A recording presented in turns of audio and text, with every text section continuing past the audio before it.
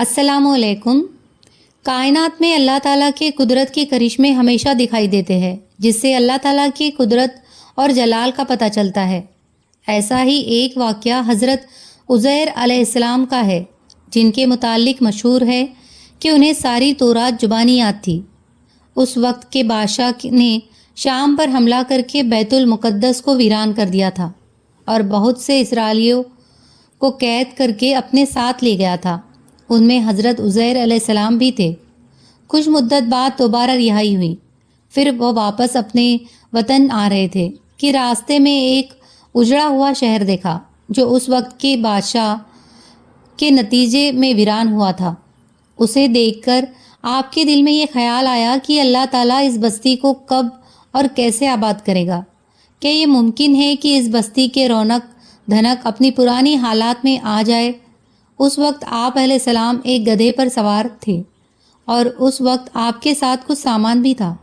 اس خیال کے آتے ہی اللہ تعالیٰ نے آپ کی روح قبض کر لی اور پورے 100 سال موت کی نیند سلا کر انہیں پھر دوبارہ زندہ کر کے پوچھا، کتنی مدت اس خیال میں پڑے رہے ہو؟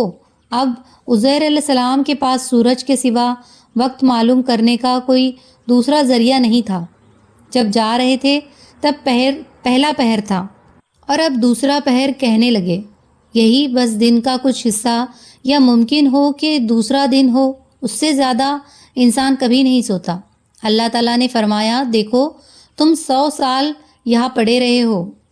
جب حضرت عزیر علیہ السلام نے اپنے بدن اور جسمانی حالت دیکھی تو فرمایا کہ یہ وہی دل ہے جو مجھ پر نینداری ہوئی تھی، لیکن جب اپنے گدھے کی طرف دیکھا تو اس کی ہڈیاں تک پوسیدہ ہو گئی تھی، تو سمجھے کہ واقعی 100 سال ہو گئے ہیں۔ ان کے دیکھتے ہی دیکھتے گدھے کی ہڈیوں میں حرکت پیدا ہونے لگی، پھر وہ جڑنے لگی، پھر ہڈیوں پر گوشت چڑھا اور دیکھتے ہی دیکھتے گدھا زندہ ہو کر کھڑا ہو گیا۔ پھر آپ نے بستی کی طرف نظر دوڑائی تو وہ بالکل پہلے کی طرح آباد تھی۔ حضرت عزیر علیہ السلام 100 سال کے بعد زندہ ہونے کے بعد شہر کا دورہ فرماتے ہوئے اس جگہ پہنچ گئے جہاں 100 برس پہلے آپ کا مکان تھا۔ نہ کسی نے آپ کو پہچانا، نہ ہی آپ کسی کو پہچان سکے۔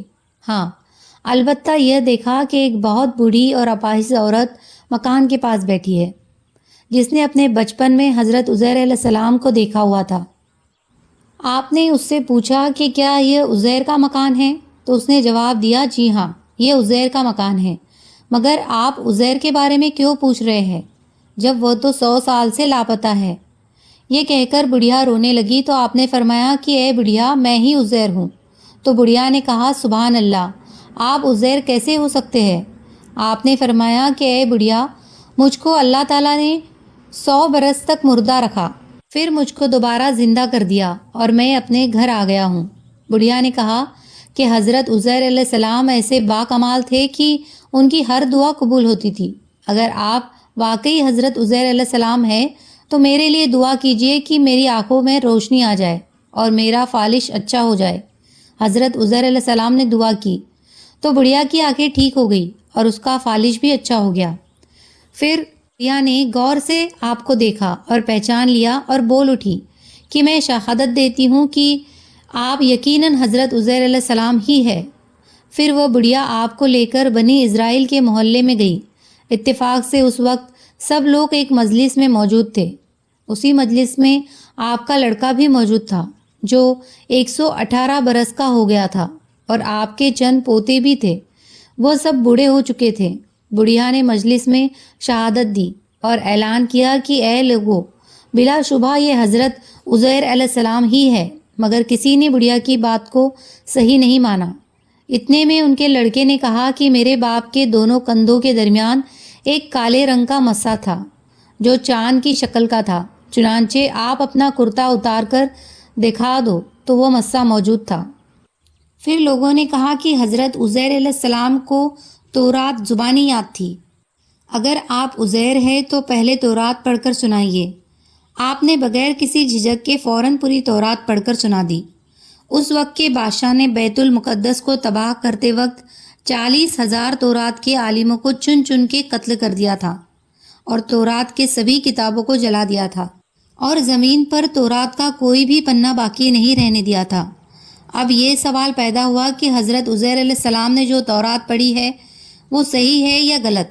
تو ایک آدمی نے کہا کہ میں نے اپنے باپ سے سنا ہے کہ ہم لوگوں کو جس طرح بادشاہ نے گرفتار کر لیا تھا، اس دن ایک ویرانے میں ایک انگور کی جڑ میں تورات کی ایک صف دفن کر دی گئی تھی، اور اگر تم لوگ میرے دادا کے انگور کی جگہ کی نشاندہی کر دو تو میں تورات کی ایک جلد برآمد کر دوں گا۔ اس وقت پتہ چل جائے گا کہ حضرت عزیر علیہ السلام نے جو تورات پڑھی ہے وہ صحیح ہے کہ غلط۔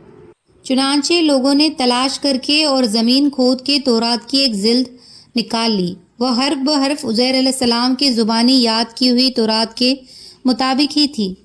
یہ عجیب و غریب اور حیرت انگیز ماجرا دیکھ کر سب لوگوں نے ایک ساتھ ہو کر یہ کہنا شروع کر دیا کہ بے شک آپ عزیر علیہ السلام ہی ہے، یقیناً یہ خدا کے بھیجے ہوئے بیٹے ہی ہے۔